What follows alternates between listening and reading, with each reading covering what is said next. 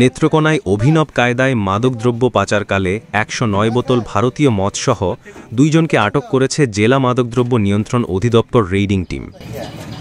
গোবিন্দপুর থেকে কোথায় নিয়ে যাবে এগুলো?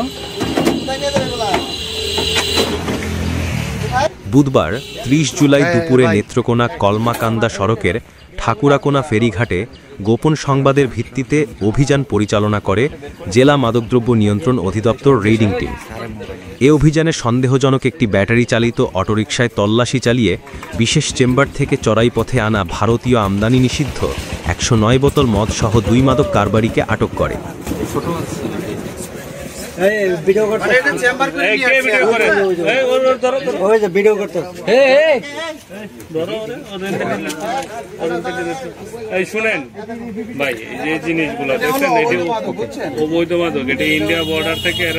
নেত্রকোনা মাদকদ্রব্য নিয়ন্ত্রণ অধিদপ্তরের সহকারী পরিচালক নাজমুল হক জানান, আটককৃতদের বিরুদ্ধে জেলা মাদকদ্রব্য নিয়ন্ত্রণ অধিদপ্তরের পরিদর্শক মোহাম্মদ আল আমিন বাদী হয়ে সদর মডেল থানায় একটি নিয়মিত মামলা দায়ের করেছেন। তারা কিভাবে নিয়ে আসছে? আপনারা কিভাবে নিয়ে আসছে এটা তো বুঝছেন, অনেক এটাও বুঝতে পারতেছেন অনেক, এবং এটা সময় সাপেক্ষ বাইর করো। ঠিক আছে, আমরা বের করে কাটতে হতে পারে। ঠিক আছে, ঠিক আছে, ওকে।